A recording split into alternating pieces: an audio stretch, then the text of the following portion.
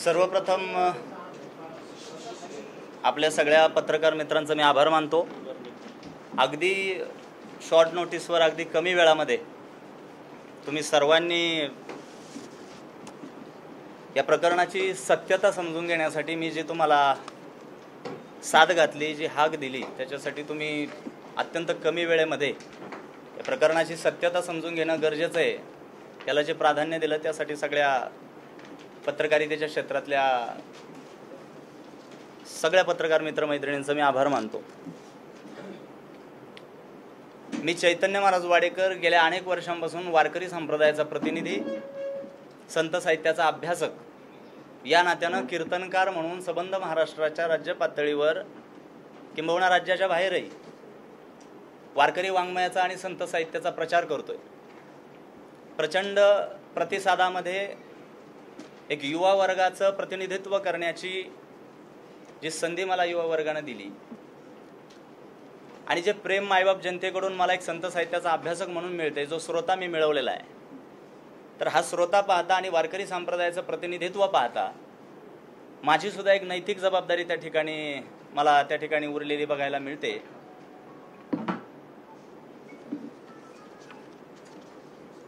की कोणत्याही प्रकारची कृती माझ्या हातून होत असताना समाजातला एक सुज्ञ नागरिक, एका विशिष्ट घटकाचं आणि विशिष्ट क्षेत्राचं प्रतिनिधित्व करत असताना मी कोणत्याही गैर कृत्याचं समर्थन करू नये, अशा प्रकारची सुद्धा एक नैतिक जबाबदारी माझ्यावर येऊन पडते, याची मला पूर्ण कल्पना आहे। गेल्या काही वर्षातलं आणि गेल्या काही दिवसातलं महाराष्ट्रातलं सामाजिक वातावरण आपण सगळेजण जाणता आहात। रोजच नव्यानं वेगवेगळ्या क्षेत्रातल्या वेगवेगळ्या माध्यमातून सामान्य जनतेला त्रासदायक ठरणाऱ्या प्रस्थापित व्यवस्थेच्या ज्या काही भ्रष्टाचाराच्या आणि सामान्य जनतेला पिडणाऱ्या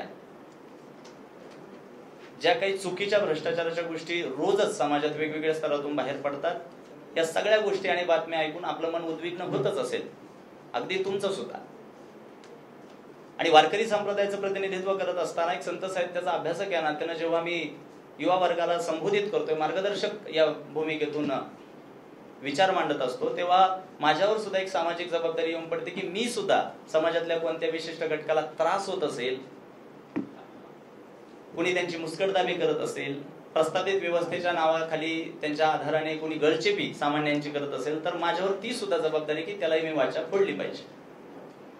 परंतु असं करत असताना, या भूमिकेनं प्रामाणिकपणे काम करत असताना एका गोष्टीनं मी प्रचंड हादरून गेलेलो आहे की माझंच कुटुंब आज सुरक्षित नसेल, माझ्याच कुटुंबाच्या बाबतीत जर प्रशासनाच्या, शासनाच्या किंवा प्रस्थापित व्यवस्थेच्या या जर गंभीर चुका जर होत असतील आणि माझ्याच कुटुंबाला मी सुरक्षित ठेवू शकत नसेल, माझ्याच कुटुंबातल्या या गैरकारभाराच्या गोष्टी मी बाहेर काढू शकत नसेल, तर मी समाजाला काय खात्री देणार की मी त्यांच्या प्रश्नांना वाचा फोडू शकेल। आणि जेव्हा मी सुरक्षित नाही, माझं कुटुंब सुरक्षित नाही, तेव्हा मी ही शाश्वती नैतिकतेनं देऊ शकत नाही की सगळं काही व्यवस्थित आहे। तर आता मुद्द्यावर येतो। गेल्या 2-3 दिवसापासून समाज माध्यमांवर, प्रसार माध्यमांवर वेगवेगळ्या जे काही न्यूज पोर्टल असतील, टीव्ही चॅनल असतील, काही पेजेस असतील, सोशल मीडिया असेल वगैरे वगैरे, या सगळ्या माध्यमातून माझ्याविषयी अत्यंत चुकीच्या, अत्यंत स्क्रिप्टेड आणि अत्यंत बदनामीच्या हेतून ज्या काही मुद्देसूद हेतुपूर्वक चुकीच्या बातम्या पसरवल्या गेल्या त्या मी पाहिल्या आणि मला धक्का बसला। मी पाहिलं की मी माझं दिनचर्या सांभाळत असताना, मी माझं प्रामाणिकपणे रोजचं काम करत असताना जर अचानक अशी एखादी बातमी माझ्या कानावर येऊन पडतीये की मी कोणता गुन्हा केलाय आणि त्या गुन्ह्यात मला अटक वगैरे झालेली अशा ज्या बातम्या येत आहेत, गुंडांचा आधार वगैरे, वारकरी संप्रदायातल्या व्यक्तीला हे शोभतंय का वगैरे वगैरे, मला आता त्या बातम्यांचा परिपाठ तुमच्या समोर वाचायची गरज नाही। तुमच्यातलेच काही जणांनी ते दिल्याही असतील, तुम्ही तुमचं काम करताय, फक्त पत्रकारांनी त्याची खातरजमा करणं गरजेचं होतं, ती झाली नसेल तो भाग वेगळा। परंतु जो आक्षेप आपण एखाद्या व्यक्तीवर नोंदवतोय, जो गंभीर गुन्ह्याचा आरोप आपण एखाद्या व्यक्तीवर करतोय, तर मला असं वाटतं की आपल्या सगळ्यांची जबाबदारी की त्याच्या खोलाशी आपण गेलं पाहिजे, त्याच्या तळाशी गेलं पाहिजे, दोन्ही बाजू तपासून बघितल्या पाहिजे. जेव्हा माझ्यासारखा वारकरी संप्रदायाचं प्रतिनिधित्व करणारा, ज्या वारकरी संप्रदायाचं महाराष्ट्राच्या प्रबोधनाच्या चळवळीमध्ये फार मोठं योगदान आहे, अशा वारकरी संप्रदायाचं गेली 10-12 वर्ष झालं मी प्रतिनिधित्व करतोय, काम करतोय, असा व्यक्ती चुकीची काही घटना करतो किंवा त्याच्यावर गुन्हा दाखल होऊन त्याला अटक वगैरे केली आणि जेलमध्ये पाठवल्याच्या चुकीच्या बातम्या ज्या प्रसारित केल्या गेल्या, अशा बाबतीत आपल्या सगळ्यांची भूमिका ही पारदर्शी असली पाहिजे की दुसरी ही बाजू नाण्याची आपण तपासणं गरजेचं असतं आणि त्याच्या खोलाशी गेलं पाहिजे. आज समाजामध्ये प्रस्थापित व्यवस्था गळचेपी करत असताना, मुस्कटदाबी करत असताना, त्रास देत असताना आम्ही सर्रास पाहतोय.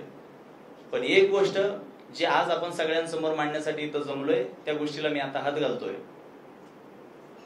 गेल्या अनेक वर्षांपूर्वी माझ्या वडिलोपार्जित जमिनीचा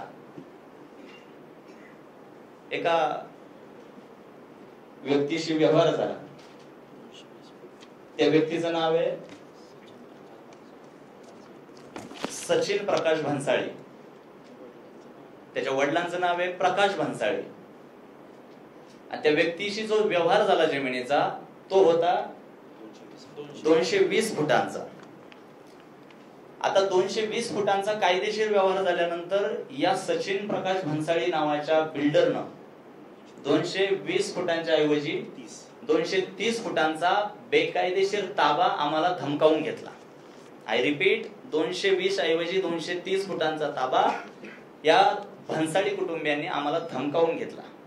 प्रसंगी त्यावेळेस हे बांधकाम करत असताना त्यांनी पोलीस यंत्रणेची सुद्धा मदत घेतली, हे मी जबाबदारीनं सांगतोय.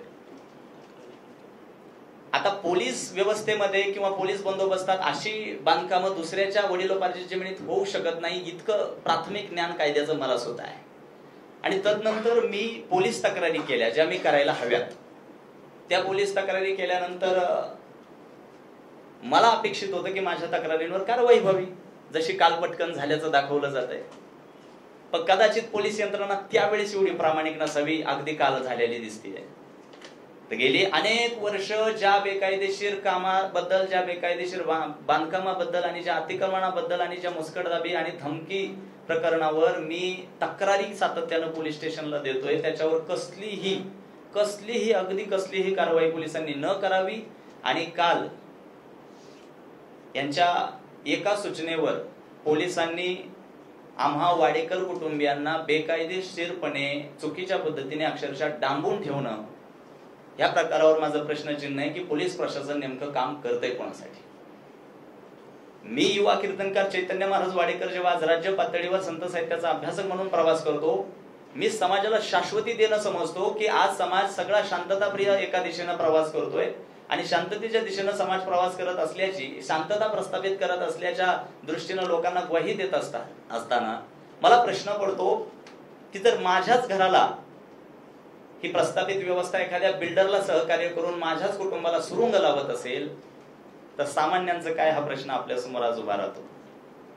गेल्या काही दिवसांपासून ज्या बातम्या सुरू आहेत त्या अत्यंत चुकीच्या आहेत. याच्यामध्ये एक गोष्ट आणखी फार महत्वाची मी तुमच्या समोर स्पष्ट करू इच्छितो, कृपया त्याच्याकडे तुम्ही सगळ्यांनी लक्ष द्यावं. पोलीस बंदोबस्तात या प्रकाश भन्साळी आणि सचिन भन्साळी कुटुंबियांनी बेकायदेशीरपणे माझ्या वडिलोपार्जित जमिनीचा ताबा घेतला, ही एक गोष्ट. आता ही गोष्ट झाल्यानंतर आम्ही प्रशासनाकडे दाद मागितली पाहिजे, ही दुसरी गोष्ट. प्रशासनाकडे दाद मागायला गेल्यानंतर माझा शेजारी बसलेला भाऊ जो अमोल वाडेकर, तो एका पायानं अपंग आहे.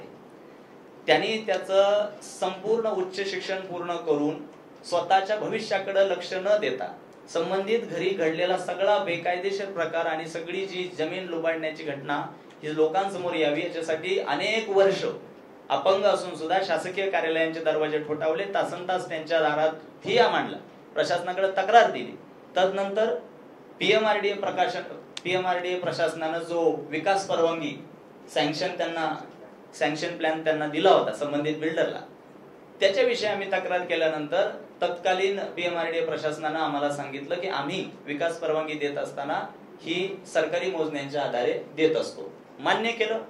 त्याच्यानंतर आम्ही सरकारी मोजण्यांसाठी उत्तर मागितलं भूमी अभिलेख विभागाकडे. आणि भूमी अभिलेख विभागाकडे उत्तर मागितल्यानंतर भूमी अभिलेख विभागानं मेरिटवर ते प्रकरण चालवून संबंधित ज्या मोजण्या होत्या त्या चुकीच्या ठरवल्या आणि अगदी रद्द सुद्धा केल्या. मी जबाबदारीनं आणि पुराव्यासहित सांगतोय की त्या चुकीच्या ज्या मोजण्या आहेत त्या चुकीच्या ठरवल्या भूमी अभिलेखनं आणि रद्दही केल्या. रद्द झालेल्या मोजण्यांचा जो निकाल आहे तो पीएमआरडीए प्रशासनाकडे आला. पीएमआरडीए प्रशासनाकडे आल्यानंतर संबंधित बेकायदेशीर जे बांधकाम दमदाटी करून माझ्या स्वतःच्या मालकी हक्काच्या जागेमध्ये केलं होतं, वडिलोपार्जित माझ्या घराच्या समोर जे पत्रे दारात ठोकले होते, तुम्हाला सर्वांना कल्पना करून देतो की माझ्या घरात आज सूर्यप्रकाशही येत नाही अशा पद्धतीचं अनधिकृत बांधकाम माझ्या राहत्या घराच्या दारात या लोकांनी केलंय.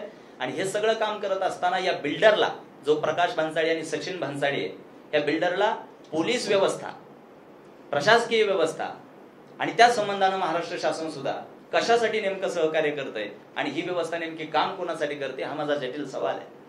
आज मी जितक्या आग्रहानं आणि जितक्या धाडसानं ही सगळी भाषा तुमच्या समोर बोलतोय, ही सगळी सत्याची भाषा बोलल्यानंतर माझ्याही जीवाला धोका निर्माण होतोय हे सुद्धा मी या ठिकाणी जाहीरपणे सांगतो.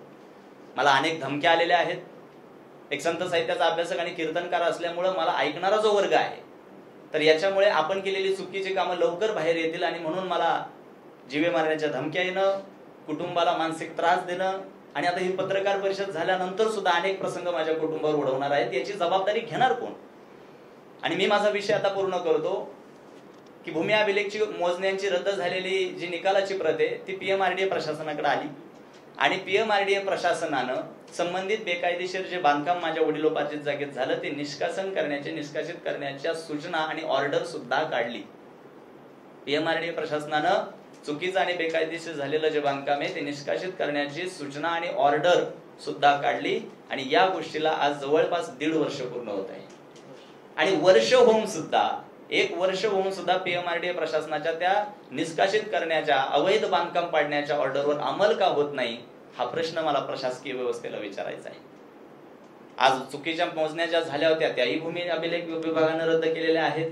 पीएमआरडीए प्रशासनाला ज्या काही पुराव्यांची गरज आहे तेही पुरावे त्यांच्या समोर आहेत.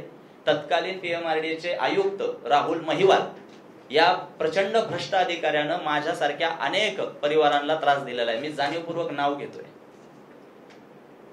आणि जेव्हा मी या प्रकरणाला वाचा फोडतोय तेव्हा महाराष्ट्रभरातून इतके फोन आणि इतके मेसेज, इतके सामान्य लोकांचे निरोप माझ्यापर्यंत आले की तुम्ही पुढे व्हा, या सगळ्या गोष्टी ज्या आमच्याही बाबतीत घडल्या त्या आम्ही घेऊन तुमच्या पाठीशी उभं राहतोय.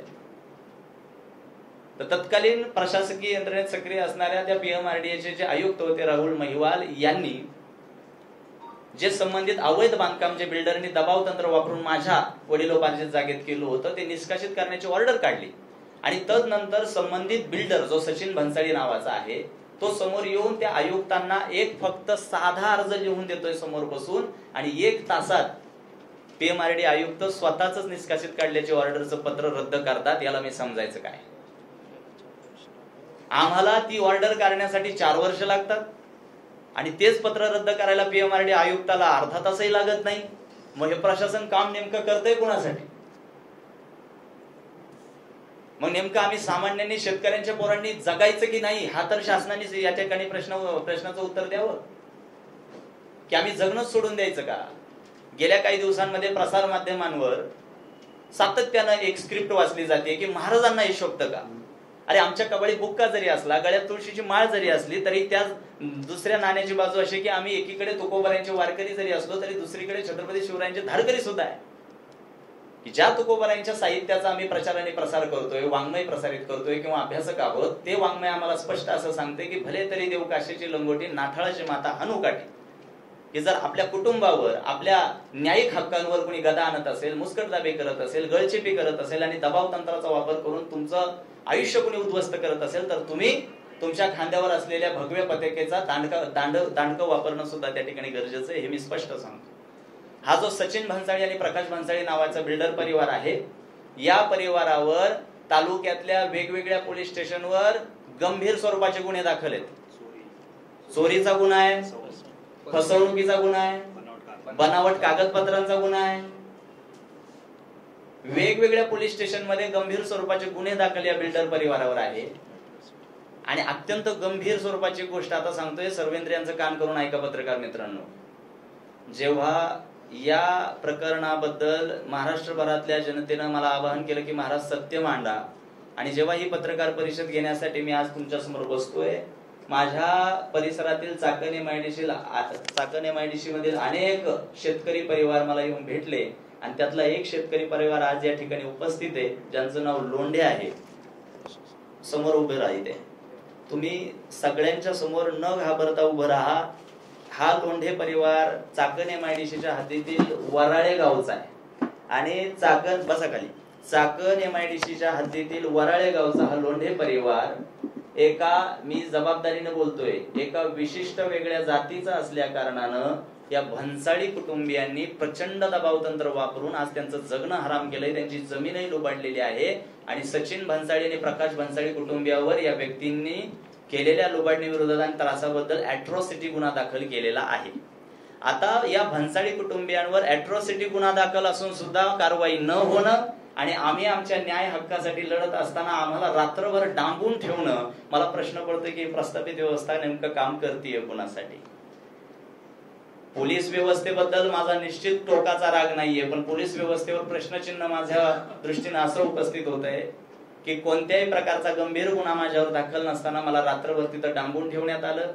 मानवाधिकारांचं उल्लंघन करून मला रात्रभर जेवण सुद्धा दिलं नाही, मला पाणी सुद्धा दिलं नाही, शिवाय माझ्या वकिलांना सुद्धा माझ्यापर्यंत पोहोचू दिलं नाही. मलाही वकिलांशी बोलण्यासाठी मज्जाव करण्यात आला.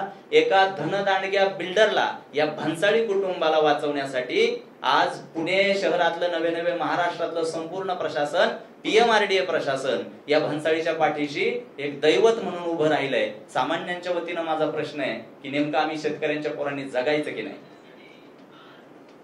येणाऱ्या काळामध्ये अनेक अशा गोष्टी असतील की ज्या गोष्टी समोर येतील, ज्या गोष्टींना वाचा फुटेल. अनेक गोष्टी आहेत. मला शासनाला, प्रशासनाला शेवटी हाच प्रश्न विचारायचा आहे आता की तुम्ही अगरवाल कुटुंबियांचं जे पुण्यामध्ये प्रकरण घडलं, आता बदलापूरला जे घडलं, अशा प्रकरणांमध्ये जो जनतेचा आवाज उभा राहिला, तुम्ही जनता रस्त्यावर उतरण्याची वाट बघत आहात का? या प्रकरणामध्ये, या सुद्धा प्रकरणामध्ये तुम्हाला असं वाटतं का आम्ही रस्त्यावर उतरावं? कारवाई का होत नाही? सगळ्या प्रकरणाच्या खोलाशी प्रशासन का जात नाही?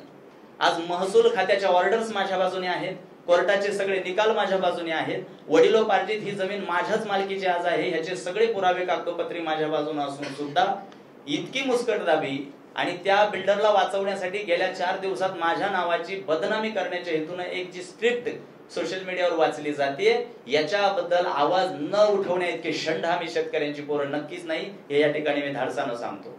माझ्या शेजारी बसलेला हा लोंढे परिवारातला व्यक्ती येणाऱ्या काही दिवसात स्वतःचं आयुष्य संपवण्याच्या तयारीत होता, पण आज ह्या भन्साळी परिवाराला जे प्रशासन पाठीशी घालते, धनदांडग्या या बिल्डरला वाचवण्यासाठी PMRDA जसं देवदूत मधून काम करतंय, या PMRDAला आणि PMRDAचे सध्याचे कमिशनर असणाऱ्या योगेश म्हसेंना माझा आज पत्रकार परिषदेतून जाहीर सवाल आहे की चैतन्य महाराज वाडेकर तुमच्या समोर आरडून ओरडून जेव्हा सगळी कागदपत्र घेऊन पुरावा देतात आणि तुम्ही सुद्धा ते मान्य करताय की चैतन्य महाराजांची बाजू भक्कम आहे, त्यानंतर तुम्हाला कोण अडवतंय कारवाई करण्यापासून? कोणती शक्ती आहे अशी की जी तुम्हाला कारवाई करण्यापासून थांबवतीये? जे योगेश म्हसे आज PMRDA प्रशासनावर जो सभ्यतेचा टेंभा मिरवत येऊन बसलेले आहेत, त्यांना माझा जाहीर प्रश्न आहे की एक सुज्ञ नागरिक या नात्यानं, एका विशिष्ट वारकरी संप्रदायासारख्या क्षेत्रात काम करणारा एक प्रतिनिधी या नात्यानं माझा प्रश्न आहे तुम्हाला की माझ्या शेजारी बसलेला लोंढे परिवार, माझ्या शेजारी बसलेला अपंग वाडेकर परिवारातला सदस्य, आणि न जाणे महाराष्ट्रभरातल्या किती लोकांना या बिल्डरनं, ज्याच्यावर फौजदारी गुन्हे दाखल आहेत, त्रास दिलेले अशी कितीतरी कुटुंब आहेत, या व्यक्तीच्या माध्यमातून अॅट्रॉसिटी दाखल होऊन सुद्धा त्याच्यावर कारवाई का नाही? आणि म्हणून पत्रकार मित्रांनो, तुमच्या सगळ्यांचा वेळ न घेता मी तुम्हाला शेवटीचं माझं जे क्लोजिंग स्टेटमेंट आहे ते असं देतो की मी जी उद्विग्न प्रतिक्रिया या ठिकाणी देतोय, मी आज प्रत्यक्ष तुमच्या समोर बसून अत्यंत गदगद अंतःकरणानं आणि भावना विवश होऊन माझी मनातली उद्विग्नता तुमच्या समोर मांडतोय की प्रशासन आज सामान्यांसाठी काम करत नाहीये. हे मी माझ्या अनुभवानं, मी माझ्या खात्रीनं आणि लोकांच्या माझ्यापर्यंत आलेल्या कालपासून प्रतिक्रिया ऐकून हे खात्रीशीर सांगू शकतो की प्रशासन ही न्याय व्यवस्था, प्रशासकीय व्यवस्था, हे शासन सामान्यांसाठी नाहीये. फक्त बिल्डरांच्या पाठीशी देवदूत म्हणून उभं राहायचं, आणि ज्यांच्यावर फौजदारी, चोरीचे, अॅट्रॉसिटी सारखे गुन्हे दाखल आहेत अशा त्या भन्साळी परिवाराला वाचवण्यासाठी, ज्याच्यावर वेगवेगळ्या पोलीस स्टेशनमध्ये गंभीर स्वरूपाचे गुन्हे दाखल आहेत, त्याला वाचवण्यासाठी PMRDA प्रशासन जे काम करतंय, ह्या प्रशासनाला माझा जाहीर सवाल आहे की तुम्ही याच्यावर लक्ष घालणार आहात की नाही, याच्यातली सत्यता तपासणार आहात की नाही, की आमच्या घराला, आमच्या पूर्ण वाडेकर कुटुंबाला जो जीवाचा धोका आजपासून निर्माण झाला याची जबाबदारी तुम्ही घेणार आहात की नाही. या भन्साळी कुटुंबाने आज पोलीस व्यवस्थेला हाताशी धरून जे काम केलंय, त्याच्यामध्ये ज्या कंपन्या इन्व्हॉल्व आहेत, KSH इन्फ्रा ज्यांचं आधी नाव होतं आणि आता coral logistic India private limited असं त्यांचं नाव आहे, आणि त्याच्यानंतर मॅपल ट्री, त्यांनी मॅपल ट्री या सिंगापूर बेस्ड कंपनीशी आता व्यवहार केलेला आहे. सध्या त्यांचे तिथं वेअर हाऊस आहे. आता ह्या मॅपल ट्री सिंगापूर बेस्ड कंपनीचे सध्या तिथे वेअर हाऊस आहेत, ओनली गोडाऊन, ज्याच्या मार्फत त्यांनी प्रचंड त्याच्या आर्थिक उत्पन्न त्याच्यात घेतलेलं आहे. आता हा भन्साळी परिवार प्रशासनाला असं भासवतोय की या संबंधित लॉजिस्टिक पार्कचा महाराष्ट्र शासनाशी MOU झालेला आहे. बघा, आता गेल्या काही वर्षापासून आम्ही प्रशासनाला विचारतोय की महाराष्ट्र शासनाचा याच्यामध्ये जर काही रिलेव्हन्स असेल तर कृपया त्याचा एखादा तरी पुरावा, एखादा तरी कागद. पण जर PMRDA प्रशासन हाताची घडी घालून भन्साळी सारख्या बिल्डरांसाठी जर काम करत असेल आणि भन्साळी सारख्या कुटुंबियांना जर जावई पोशाख जर PMRDA प्रशासन देत असेल, तर माझा प्रश्न असा आहे की वारकरी संप्रदायाचं काम प्रामाणिकपणे आज समाजात करतोय आणि तरुणांसाठी आवाज उठवतोय, तर याची मी शिक्षा समजायची का? आणि उद्यापासून माझ्या कुटुंबाला जो जीवाचा धोका निर्माण झालाय याची जबाबदारी घेणार कोण? आणि म्हणून तुम्हाला सगळ्या पत्रकार मित्रांच्या समक्ष आज जाहीरपणे या गोष्टीला वाचा फोडत असताना अत्यंत उद्विग्नपणे मी सांगतो, जी काही बातमी गेल्या काही दिवसांपासून पसरतीये, त्या बातमीचा एक चुकीचा नरेटिव्ह सेट करण्यासाठी वापर केला जातो. आणि आणखी एक गोष्ट, PMRDA हे बांधकाम अनधिकृत कायदेशीर ठरवून सुद्धा, आय रिपीट, PMRDA प्रशासनाने कायदेशीर सगळी प्रक्रिया पूर्ण करून हे संबंधित कंपनीचं बांधकाम बेकायदेशीर ठरवून सुद्धा गेले वर्षभर अवैध प्रकारे बेकायदेशीरपणे तिथे ती कंपनी कार्यरत आहे. मग PMRDA काही डोळे झाकून दूध पिताय का? बरं, त्यांनी डोळे झाकून दूध पिलं म्हणजे आम्हाला काही कळत नाहीये का? बरं, वर्ष झालंय अवैध बांधकाम आहे, आणि अशा अवैध बांधकामाला वाचवण्यासाठी सुद्धा पोलीस प्रशासन काल येऊन आमच्या जमिनीचा ताबा आमच्यावर दमदाटी करून त्यांना देतंय. माझा प्रश्न आहे पोलीस प्रशासनाला, तुम्ही काम नेमकं करताय कोणासाठी? आणि म्हणून येणाऱ्या काळामध्ये मी त्या गोष्टीकडे येणारच होतो. माझ्या अधिकृत वकील साहेबांनी मला आता एका गोष्टीची आठवण करून दिली, ती सुद्धा फार गंभीर आहे. मला पोलिसांनी चौकशीच्या निमित्तानं पोलीस स्टेशनला या असं सांगितलं. पोलीस स्टेशनला पोहोचल्यानंतर त्यांनी माझी औपचारिकता जी दाखवली ती चौकशीची दाखवली. परंतु गेल्या काही दिवसांमध्ये ज्या बातम्या पसरत आहेत त्या बातम्यांच्या संबंधानं मी आता एक जाहीरपणे प्रश्न पोलीस प्रशासनाला आणि समाजाला सुद्धा करतो की मला पोलिसांनी अटक केली वगैरे असं जर काही पोलिसांचं म्हणणं असेल तर मला किमान त्या FIR ची एखादी कॉपी तरी दाखवावी. जर माझ्यावर गंभीर गुन्हा दाखल असेल तर माझ्यावर एखादा FIR जो दाखल झालाय, तो गंभीर गुन्हा जो तुम्ही दर्शवताय, त्याची एखादी कॉपी तरी तुम्ही जाहीर करा. आणि दुसरी गोष्ट, मला त्या ठिकाणी ताब्यात जर घेतलं असेल, आय रिपीट, मला जर त्या ठिकाणी ताब्यात घेतलं असेल तर सक्षम न्यायालयापुढे 24 तासाच्या आत तरी त्यांनी काय केलं पाहिजे? सादर केलं पाहिजे. मग ते सुद्धा त्यांनी का केलं नाही, हा सुद्धा प्रश्नचिन्ह या ठिकाणी निर्माण होतो. इन द सेन्स मी एका वाक्यात तुम्हाला सांगतो की पूर्ण पोलीस व्यवस्था, PMRDA प्रशासन आणि सगळी प्रस्तावित व्यवस्था धनदांडग्या बिल्डरांसाठी काम करत असताना चैतन्य महाराजांसारख्या वारकऱ्यांनी आवाज उठवल्यानंतर निगेटिव्ह बातम्या येणार नाहीत हे तर शक्यच होणार नाही. सगळं प्रशासन आणि पोलीस तिथे येऊन दमदाटी करून आमच्या भावांना डांबून ठेवून, तिथं जर दमदाटी करून पोलीसच माझ्या हक्काच्या मालकीच्या वडिलोपार्जित जमिनीचा ताबा त्यांना देत असतील तर बातम्यांचा शौक मला माझ्यामध्ये काही राहिलेला नाही. येणाऱ्या काळामध्ये शेवटी प्रशासनाला मी एकच विनंती करेल, सामान्यांचं जगणं हराम करण्यासाठी तुम्हाला ती खुर्ची मिळालेली नाही. PMRDA प्रशासनाला आणि PMRDA आयुक्तांना आता मी जाहीर या ठिकाणी एक गोष्ट सांगू इच्छितो की प्रत्येक PMRDAच्या आयुक्त पदाच्या खुर्चीवर येऊन बसणाऱ्या माणसाला असं का वाटतं की ही खुर्ची आपल्याला पैसा कमावण्यासाठीच मिळालेली आहे? का तुम्हाला असं वाटतं की सामान्यांचं जगणं मुश्किल करण्यासाठीच आपला जन्म झालाय? सुसंस्कृतपणाचा आणि सभ्यपणाचा आव आणणारे अधिकारी जेव्हा इथे येऊन बसतात आणि जेव्हा त्यांचं हे असं काम मी पाहतो, तेव्हा समाजातला एक सुज्ञ नागरिक म्हणून मला प्रश्न पडतो की आज सामान्यांचा वाली कोणी राहिलाय की नाही. आणि म्हणून येणाऱ्या काळामध्ये वाडेकर कुटुंबियांच्या बाबतीत हा भन्साळी परिवार जो अतिशय आक्रमक झालाय आणि पूर्ण कुटुंब उद्ध्वस्त करण्याच्या आणि जीवे मारण्याच्या उद्देशानं तो काम करतोय, आणि ज्या संबंधानं आणि ज्या प्रकारे पूर्ण प्रस्तावित व्यवस्था पीएमआरडीए प्रशासन आणि पोलीस व्यवस्था त्याला सहकार्य करतेय, ते सगळं पाहता मला महाराष्ट्राच्या जनतेला आवाहन करावंसं वाटतंय की येणाऱ्या काळामध्ये जर माझ्या कुटुंबाच्या जीविताचा प्रश्न निर्माण झाला, जीवाला धोका निर्माण झाला, तर याची जबाबदारी घेणार कोण? आणि म्हणून आता पत्रकार मित्रांना माझी जी भूमिका होती, माझं जे स्पष्टीकरण होतं, मी असं गृहीत धरतो की ते पुरेसं मिळालं असेल. आणि काही कायदेशीर टेक्निकल काही प्रश्न असतील तर माझे ऑफिशियल वकील जे या प्रकरणाला गेली बरेच वर्ष हाताळतायत, ऍडव्होकेट परदेशी, हे स्वतः आन्सर करतील. माझे प्रश्न मला विचारावेत, त्यांचे प्रश्न त्यांना विचारावेत. धन्यवाद.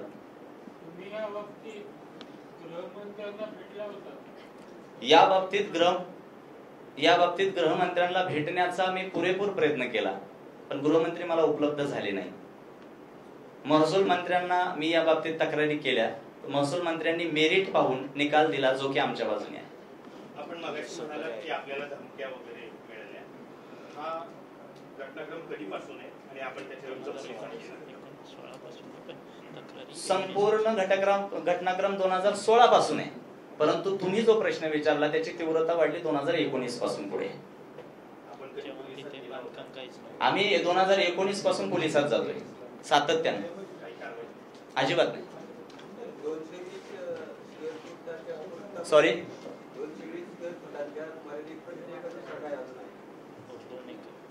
याच्याही पेक्षा मोठा एक प्रश्न आहे. जिथे हे लॉजिस्टिक पार्क उभं आहे तिथे 2 एकर माझी वडिलोपार्जित जमीन आहे, ज्या जमिनीचा आज कागदोपत्री मालक मी आहे. त्याची सगळी ओरिजिनल खरेदी करता आणि सगळी आवश्यक कागदपत्र आज माझ्याजवळ इथे. शासनाचा आदेश सुद्धा आहे की ते 2 एकर माझी आहे.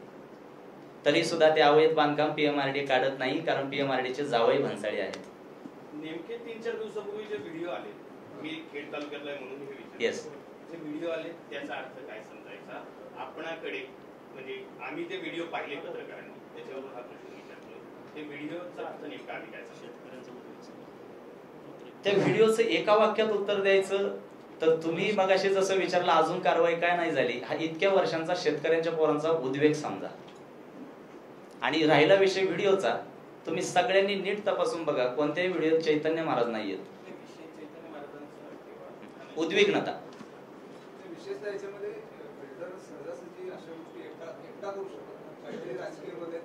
बिल्डरनी एकटं केलंय असं मी सांगितलंच नाही. नावांचा पाडा घेतलाय मी. आपण अधिकाऱ्यांचं नाव घेतलं, त्यांना राजकीय खेड तालुक्यातलं राजकीय प्रस्तावित आणि विस्थापित राजकीय गोष्टी जर बघितल्या तर ते अनेक नावं पुढे घेता येत. वेळ आल्यावर सांगेल. तुम्ही असं काही सांगू शकतो? सध्या तरी नाही. माझ्या जीवाला धोका आहे साहेब. वेळ कधी येणार? 2016 पासून लढताय, 24 वेळ आल्यावर सांगत नाही, अजून किती वेळ जाऊ दे? नाही, पण हा प्रश्न थेट या प्रकरणाशी संबंधित नाहीये ना. राजकीय रस्ता आहे का त्यांना? आहे, एवढं खरं. कोणाचा राजकीय रस्ता कोणाचा आहे? राजकीय रस्ता नक्की कोणाचा आहे त्यांना? सत्ताधाऱ्यांचा, बस एवढंच. नाही, सत्ताधारी म्हणजे कोण? नाही, आता नाही सांगू. मंत्रिमंडळ येऊन बसलंय. मला काही मर्यादा आहे? तुम्ही प्रश्न आता सांगताना बऱ्याचदा उल्लेख केला त्याचा की भन्साळींना कोणतं पाठिंबा करते किंवा प्रशासन पाठिंबा. प्रशासन याच्यात जर राजकीय जर असेल तर प्रशासन राजकीय शिवाय करणार नाही. याला कोण आहे जबाबदार?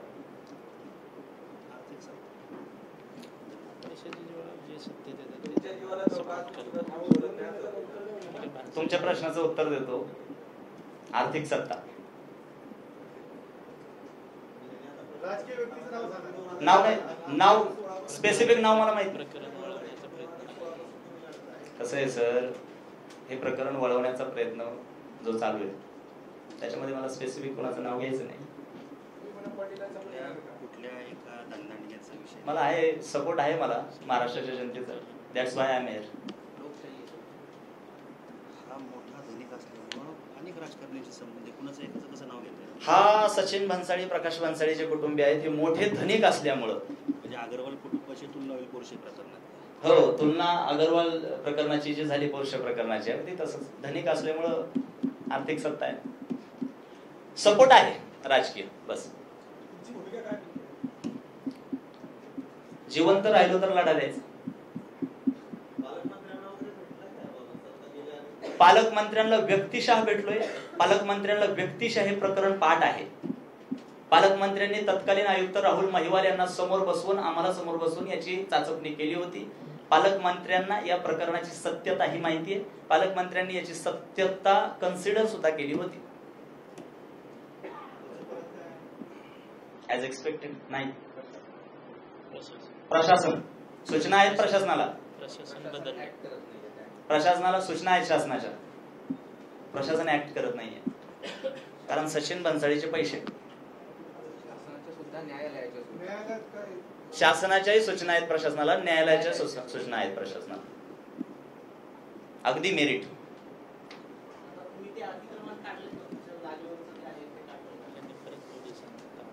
ते अतिक्रमण काढण्याची आमची इच्छा होती, परंतु पोलीस आणून आम्हाला डांबून ठेवून त्यांनी पुन्हा आमची वडिलोपार्जित जागा त्यांच्या ताब्यात दिली पोलिसांनी. आणि पोलिसांनी बेकायदेशीरपणे आमच्या कुटुंबाला आम्हाला डांबून ठेवलं होतं, अगदी मलाही. आणि जोपर्यंत तो ताबा, ती जमीन त्यांच्या हवाली पोलिस देत नाही तोपर्यंत पोलिसांनी मला डांबून ठेवलंय बिना अन्न पाण्याचं. केला असता तर त्यांनी मला FIR कॉपी द्यावी. मी 2 दिवस झालं मागतोय, देत नाहीये. जामीनपात्र गुन्ह्यामध्ये हा, टेक्निकल थोडं वकील साहेब. आता आपण जी शंका विचारली की पोलिसांनी गुन्हा पण दाखल केलाय, जर आता आपल्याला ही कल्पना आहे की पोलिसांनी गुन्हा दाखल केलाय तर तो गुन्हा जामीनपात्र स्वरूपाचा आहे, अदखलपात्र स्वरूपाचा, जामीनपात्र स्वरूपाचा गुन्हा आहे याची सुद्धा आपल्याला कल्पना असली पाहिजे. आणि सर्वोच्च न्यायालयाने Arnesh Kumar versus state of Bihar या प्रकरणामध्ये 7 वर्षापर्यंत शिक्षा असलेल्या अजामीनपात्र गुन्ह्यात सुद्धा अटक करू नये डायरेक्ट असे निर्देश दिलेले. असं असताना एका किरकोळ जामीनपात्र गुन्ह्यामध्ये एक संत साहित्याचा अभ्यास करणाऱ्या माणसाला बेकायदेशीररित्या डांबून ठेवणं आणि 24 तास उलटूनही त्यांना न्यायालयात हजर न करणं आणि त्यानंतर जेव्हा ही बातमी पसरायला लागली त्यानंतर त्यांना पोलीस स्टेशन मधूनच सोडून देणं, ही बाब कुठल्याही कायदेशीर प्रक्रियेचं पालन करणारी नाही. यामध्ये पोलीस प्रशासनाला प्रत्यक्ष दोष देता येईल, परंतु यात हे पोलीस प्रशासनाने जे बेकायदेशीर कृत्य केलंय त्या अनुषंगाने पोलीस प्रशासनावर कुणाचा दबाव होता याचा पण या ठिकाणी शोध घेतला गेला पाहिजे. दुसरा प्रश्न आपण जो यांना मागाशी विचारला की राजकीय नेत्यांच्या अनुषंगाने, तसं हा बिल्डर्स मुळे धंदांडगा आणि मोठमोठे संबंध असल्यामुळे कुठल्या एका वैयक्तिक राजकीय पुढाऱ्याचं या ठिकाणी आम्हाला नाव घेण्याची आवश्यकता वाटत नाही. या ठिकाणी गरजेप्रमाणे या ठिकाणी तो सत्ताधारी पक्ष, गरज पडली तर विरोधी पक्ष, या अशा प्रकारच्या यंत्रणा तो वापरतो. तुम्ही आता उल्लेख केला की पालकमंत्र्यांचे सुद्धा जे अधिकारी ऐकत नाही, अजित पवारांचा शब्द म्हणजे पालकमंत्र्यांना वेगळ्या भाषेत बोललेलं होतं, त्यांना डावलं नाही, त्यांच्या आधीच जागेवर बसवलं, हे सध्या चालू आहे. ही सत्यता आहे. नाही, मी हे सांगितलं पाहिजे, मला सांगणं गरजेचं आहे. त्यांनी सांगितलं ना, आता नाही तर कधी बोलणार. स्थानिक राजकारण्यांचा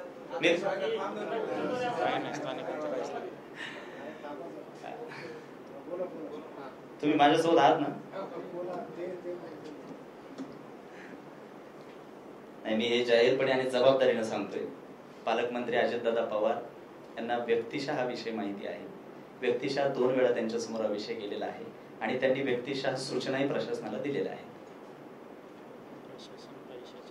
प्रशासन सचिन भन्साळी कुटुंबियांच्या पैशाच्या जोरावर त्याच्यामध्ये मशगूल आहे. राहुल महिवाल यांनी प्रचंड भ्रष्टाचार केला, हे मी सबळ पुराव्यानिशी बोलतोय. भ्रष्टाचार केलाच आहे. आणि आता सभ्यपणाचा जो एक बोरखा घालून जे आत्ताचे PMRD कमिशनर आलेत त्यांनी सुद्धा तीच वाट धरलेली आहे. ना बाप ना बडा भैया, सबसे बडा रुपया. कोर्ट तर संपली सगळी. इलिगल डिटेन्शनच्या अनुषंगाने हायकोर्टाचा. हा, माझी जी न्यायिक भूमिका आहे इथून पुढची वकील साहेब सांगतील. या ठिकाणी ज्या घटनेच्या अनुषंगाने या बातम्या प्रसिद्ध झाल्या, जे इलिगल डिटेन्शन झाले कायदेशीर प्रक्रिया पायदळी तोडून, त्या अनुषंगाने आपल्या मानवाधिकारांचं रक्षण करण्यासाठी भारतीय राज्यघटनेने मान्य मुंबई उच्च न्यायालय आणि सर्वोच्च न्यायालयात जे अधिकार दिले, त्या अनुषंगाने आम्ही आमची जी इलिगल अरेस्ट झाली चैतन्य महाराजांची, इलिगल डिटेन्शन झाले, त्या अनुषंगाने आम्ही मान्य मुंबई उच्च न्यायालयात याचिका दाखल करण्याची प्रक्रिया सुरू केलेली आहे.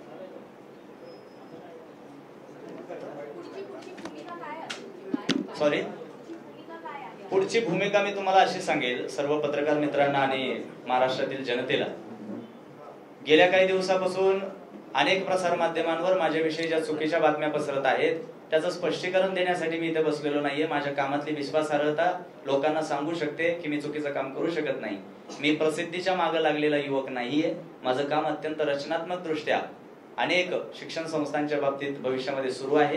हे काम करत असताना माझ्या कौटुंबिक सुद्धा जबाबदाऱ्या काही आहेत आणि या कौटुंबिक जबाबदाऱ्या पाहत असताना माझ्या कुटुंबाला डांबून ठेवून पोलीस व्यवस्थेचा आणि पीएमआरडीए वैशिष्ट्यानं पीएमआरडीएचा त्या ठिकाणी सहकार्य घेऊन मदत घेऊन जर माझ्या वडिलोपार्जित सध्या माझ्या मालकीची असणारी आणि प्रशासनानं अवैध ठरवलेल्या बांधकामाची जर रखवाली हे प्रशासन करत असेल आणि सगळे न्यायालयाचे निकाल, सगळे प्रशासनाचे निकाल, सगळे निकाल माझ्या बाजूने महसूल खात्याचे सुद्धा असून सुद्धा आज सुद्धा तिथे माझ्या 2 एकर पेक्षा जास्त जागेवर वर्षभरापासून अवैध ठरलेल्या बांधकामाचं जे काम सुरू आहे, मला असं वाटतं की येणाऱ्या काळात मी याच्याबद्दल आवाज उठवत राहणार. माझी पुढची भूमिका अशी आहे की मी डिटेन्शन कोर्टात सुद्धा डिटेन्शन चॅलेंज करणार हायकोर्टात की जो अन्याय गेल्या काही दिवसात माझ्यावर चालू आहे. महाराष्ट्रातील जनतेला आपल्या माध्यमातून मी जाहीरपणे सांगतो, पीएमआरडीए प्रशासन, पोलीस प्रशासन आणि संबंधित भन्साळी, सचिन भन्साळी आणि प्रकाश भन्साळी ज्यांच्यावर गंभीर स्वरूपाचे अॅट्रॉसिटी सहित गुन्हे दाखल आहेत, या सगळ्यांकडून माझ्या जीवाला धोका आहे. येणाऱ्या काळामध्ये मी अधिक तीव्रतेनं माझ्यासोबत ज्या ज्या परिवारांवर अशा पद्धतीचा अन्याय या परिवारानं केलाय तो जाहीर करण्यासाठी मी आवाज उठवणार आहे. आणि प्रसार माध्यमांनी आता प्रसार माध्यमांनी ती बातमी देत असताना किमान माझी भूमिका जाणून घ्यायला हवी होती, पण मी तुमच्यावर नाराजी व्यक्त करणार नाही. पत्रकारिता हा लोकशाहीचा तिसराच आहे ना, चौथा खांब आहे. आणि आता हळूच आवाज येतोय की तो खांब डळमळलाय, पण माझी विनंती आहे की आपण सगळ्यांनी तो डळमळू नये असं काम केलं पाहिजे. माझ्या जागी दुसरं कोणी असता तर सगळ्यात जास्त आगपाखड तुमच्यावरच केली, तुमच्यावर मीच पत्रकारांवर केली असती. पण मी स्वतः ग्रॅज्युएट आहे, मी उच्च शिक्षित आहे. मी संत साहित्याचा अभ्यास करत असताना अजूनही पुढे अनेक गोष्टी माझ्या आयुष्यामध्ये करतोय. तर हे सगळं करत असताना जाहीरपणे पत्रकारांना विनंती करतो, बाबांनो, चांगलं काम करणारी माणसं समाजात फार कमी आहेत. त्याच्यामुळं कोणती बातमी देताना दोन्ही बाजू तपासून बघत जा. तुमच्या बातम्यांमुळे एखादा फाशी घेऊ शकतो रे बाबा. आणि शेवटी तुमच्यापैकी कोणालाही माझ्या बोलण्यातली सत्यता तपासायची असेल, कोणताही निर्णय न्यायालयाचा, शासनाचा, प्रशासनाचा तपासायचा असेल, सगळी कागदपत्र माझे वकील साहेब तुम्हाला दाखवतील. विनंती करतो तुम्ही सगळ्या पत्रकारिता करणाऱ्या प्रतिनिधींनी माझा आवाज जनतेपर्यंत पोहोचवावा आणि येणाऱ्या काळामध्ये या धनदांडग्या बिल्डरला वाचवण्यासाठी जे पीएमआरडीए काम करतंय, सगळे पुरावे मी समोर ठेवतोय. या पीएमआरडीए प्रशासनापासून आणि या बिल्डर कुटुंबियांपासून आमचा बचाव करायचा आहे. महाराष्ट्रातल्या प्रत्येक सामान्य कुटुंबाचा आवाज तुम्ही आहात, म्हणून तुमच्याकडून ही अपेक्षा आहे. येणाऱ्या काळामध्ये जर मला न्याय मिळाला नाही आणि जर माझ्या जीवितास धोका कायम जिवंत राहिला तर महाराष्ट्रातल्या जनतेला मी सोबत घेऊन याच्याबद्दल तीव्र आंदोलन छेडण्यास तयार आहे. याची शासनानं आणि प्रशासनानं दखल घ्यावी. धन्यवाद. पोलीस संरक्षण मी काही वेळा मागितलं, तक्रारी सुद्धा केल्या, पण पोलीस संरक्षण मिळाले त्यांना माझी जमीन मिळवून देण्यासाठी. आणि आजही माझ्या घरासमोर पोलीस उभे आहेत ती जमीन त्यांना देण्यासाठी. कोणत्याही प्रकारचा नैतिक अधिकार, कायदेशीर अधिकार नसताना. त्यांच्याकडून चेकने काही पैसे घेतले पोलीस स्टेशनमध्ये? नाही, तो पूर्णपणे वेगळा व्यवहार होता. तो पूर्णपणे वेगळा व्यवहार होता. भन्साळी कुटुंबियांनी आमच्या अनेक भाऊकी वगैरे आमच्या कुटुंबाशी अनेक वेगवेगळे व्यवहार केले होते. तो वेगळा विषय संपलेला आहे. स्थानिक सरपंच, आमदार, खासदार कोणच तुमच्या बाजूने? लोकप्रतिनिधींचा मला सहवास आहे, मदतही होतीये, पण ह्या विषयात त्यांचा स्थानिक लोकप्रतिनिधींचा कोणाचाच संबंध नाही आणि परिणामही नाही. बाहेरचे लोकप्रतिनिधी सुद्धा मदत करत नाहीये, थेट नाही.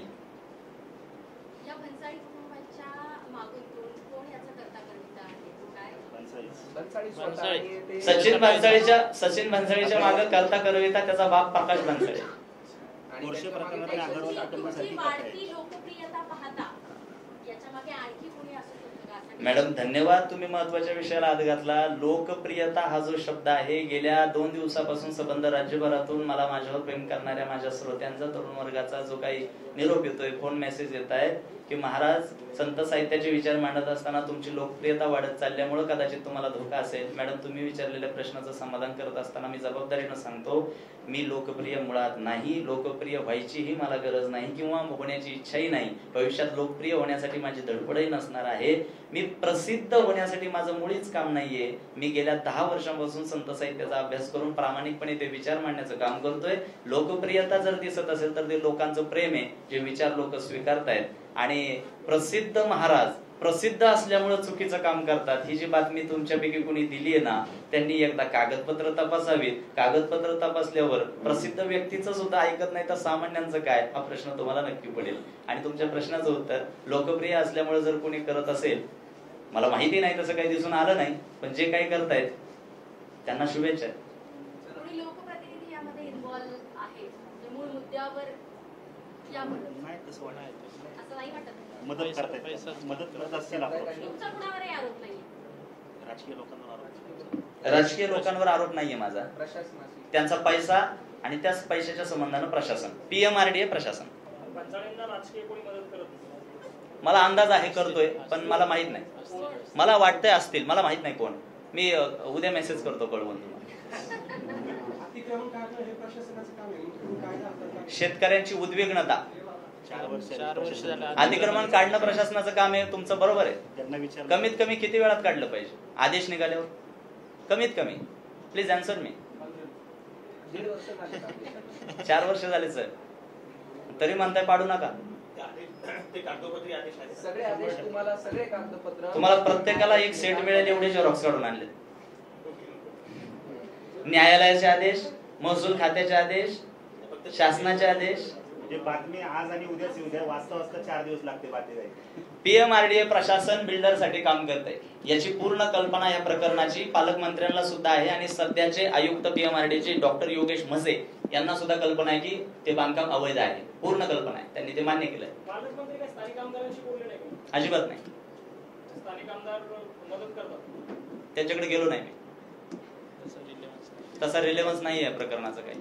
आणि राजकारण्यांविषयी माझी मतं विचारू नका, तसं वळणही देऊ नका, आणि तसं वळण नाही देऊ नका. तुमचा केविलवाना प्रयत्न दिसतोय, पण प्लीज मला तरी सोडा त्या बाबतीत. इलेक्शन जवळ आले, मला चांगलं काम करतोय, करू द्या. आणि मी ह्याच्यातला नाहीच आहे मुळातच. हे सगळं जे चाललंय ह्याच्यातलं मी नाहीये. माझं काम तुम्ही पहा. हे प्रसिद्ध होणं, प्रसिद्ध होऊन लोकांना दमदाटी करणं, आम्ही तुकोबारायांचे छावेत. पट्टे ढाळून आम्ही जगी विष्णुदास, तुकोबारायांचा अभंग आहे. आमच्या खांद्यावर पताका आहे, निश्चितच आहे.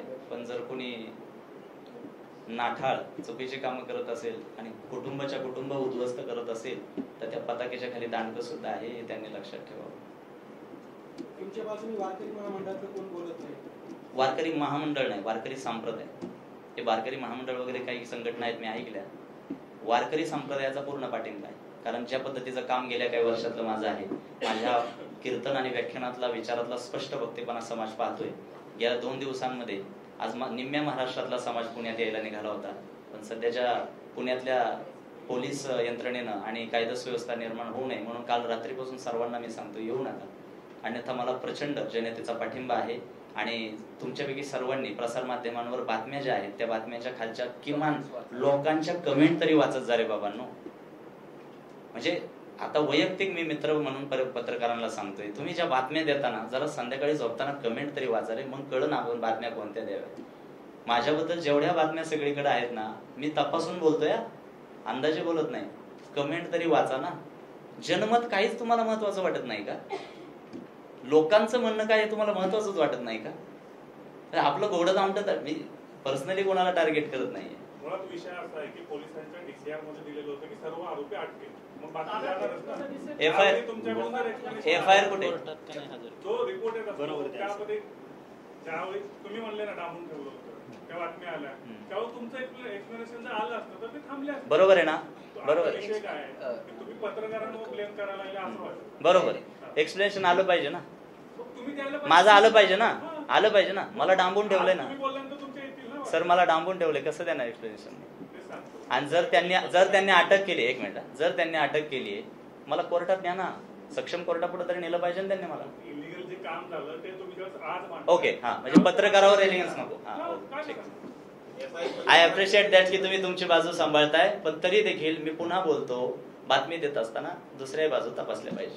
पण त्याचं म्हणणं असेल DCR मध्ये ते अटक केलं म्हणजे पोलिसांकडनं अहो, तो तुमच्या report पोलिसांना आम्हाला पोलिसांकडनंच येतो ना, एक मिनिट, त्यांना उत्तर देऊ द्या. पोलिसांकडनं कायदेशीर उत्तर वकील.